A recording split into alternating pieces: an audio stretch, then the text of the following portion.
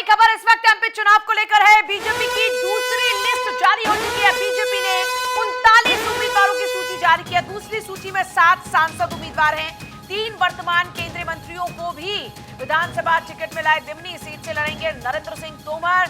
इंदौर 1 से कैलाश विजयवर्गीय उम्मीदवार है। जबलपुर पश्चिम से लड़ेंगे राकेश सिंह। सांसद गणेश सिंह सतना से लड़ेंगे चुनाव। सीधी से सांसद विकी पाठक उम्मीदवार। तो देखिए सूची सामने आ चुकी है।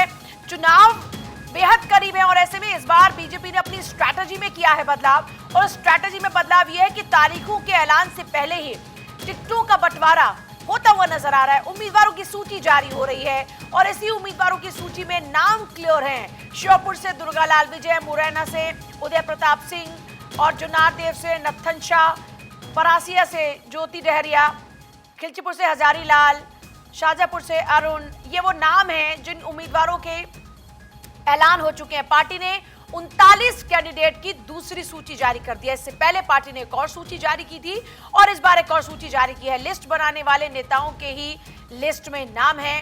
अब तक 230 में से 78 उम्मीदवारों के नाम घोषित हो चुके हैं। कुल मिलाकर देखिए अभी 29, इससे पहले जो आए थे उससे मिलाकर 78 तस्वीर क्लियर हो चुकी है। 78 सीटों पर 152 सीटों पर चौंकाने वाले नाम आ सकते हैं। 230 विधानसभा वाले मध्य प्रदेश के अंदर अब तस्वीर धीरे धीरे साफ हो रही है। कौन उम्मीदवार होंगे, किस कॉन्स्टिट्यूएंसी पर किसको उतारा जा रहा है। 152 सीटों पर भी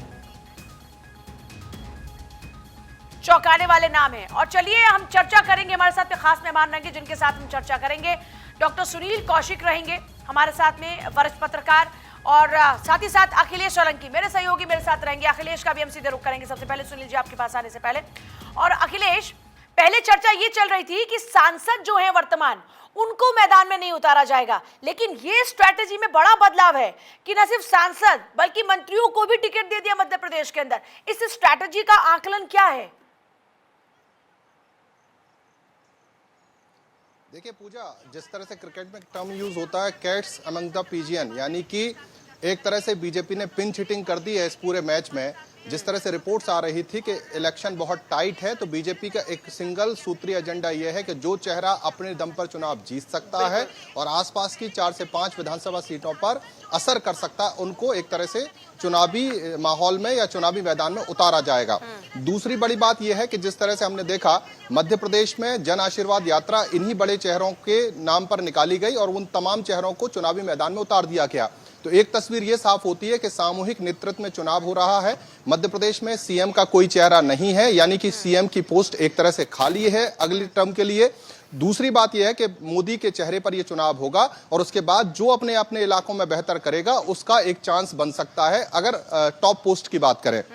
दूसरी बात यह है कि जिस तरह से आपने कहा कि 7 सांसदों को वहां पर उतारा गया, 3 केंद्रीय मंत्री, कैबिनेट मंत्री रैंक के लोग, चाहे नरेंद्र सिंह तोमर हो, प्रहलाद पटेल हो या फग्गन सिंह कुलस्ते हो, तो एक ओबीसी चेहरा, एक क्षत्रिय चेहरा और एक आदिवासी चेहरा, 3 बड़े चेहरे यहां पर उतारे जा रहे हैं। तो बीजेपी 2023 का चुनाव, पूजा आपको याद होगा हमने पिछली दफा जब चर्चा की थी तो मैंने आपसे कहा था कि 2003 के फॉर्मेट पर 23 का चुनाव लड़ रही है।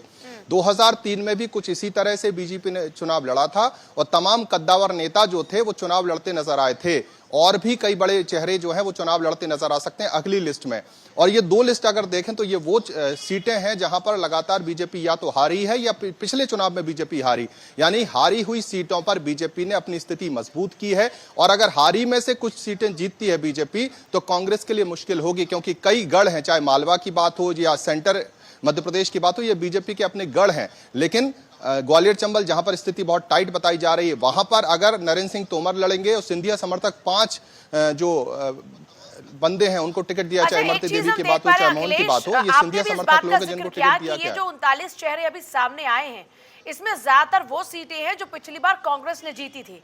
तो क्या ये मानकर चले कि अभी से तस्वीर साफ कर देना कि आपको यहां पर जिम्मेदारी दी गई है, क्या पार्टी टाइम दे रही है कि आप टाइम लीजिए, प्रॉपर तारीख के ऐलान से पहले नामों के ऐलान हो गए कि जाइए और मेहनत कीजिए?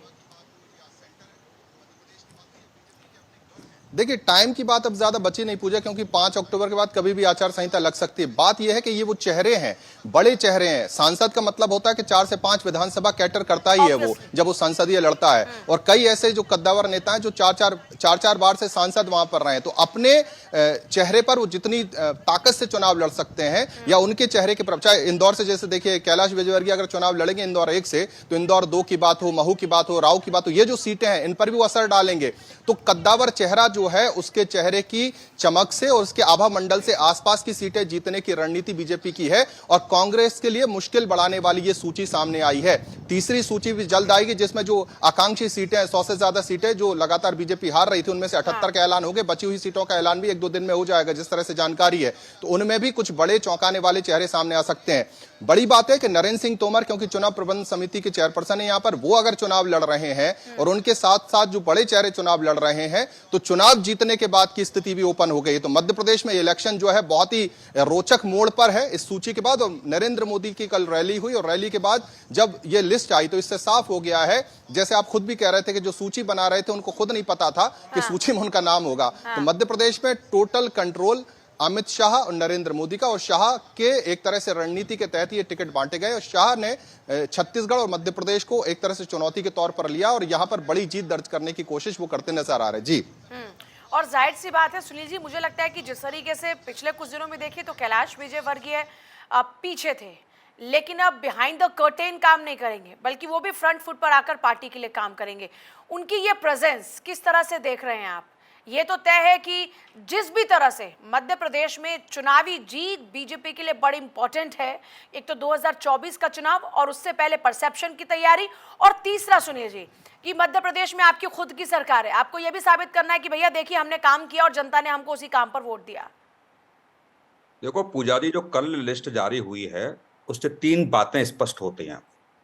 एक तो यह है कि आपकी स्थिति बहुत अच्छी नहीं है, बहुत टाइट चुनाव है, इसलिए आपको बड़े चेहरों को उतारना पड़ा। दूसरी सबसे महत्वपूर्ण बात यह है, कहीं न कहीं मुख्यमंत्री के चेहरे पर अभी भी बीजेपी सामंजस्य नहीं बैठा पा रही है, और पहला ऐसा राज्य है जहां वर्तमान में मुख्यमंत्री होते हुए भी किसी मुख्यमंत्री के चेहरे के नाम पर चुनाव नहीं लड़ा जा रहा है। सबसे तीसरी महत्वपूर्ण बात यह है, क्या जिन प्रत्याशियों को, बड़े चेहरों को, चाहे कैबिनेट मंत्री ले लिए जाएं चाहे सांसद ले लिए जाएं, क्या इन्हीं में से कोई मुख्यमंत्री का चेहरा हो सकता है जी? ये सबसे महत्वपूर्ण बात है। तो ये 3 संदेश बीजेपी ने दिया है कि जो वहां गुटबंदी हो रही है, जहां स्थिति टाइट है, उसको कैसे किया जाए। और आप देखेंगे कि मध्य प्रदेश पहला ऐसा राज्य है जहां सुनील जी, मुझे एक स्ट्रैटेजी बीजेपी की याद आ रही है। जब 2014 के वक्त की मैं बात कर रही हूँ, पहले स्ट्रैटेजी ये थी कि 4-5 नाम मार्केट में दौड़ा दीजिए, और जिस भी इलाके में वो नेता जाएगा तो वहां पर चर्चा होगी कि ये मुख्यमंत्री बनेगा।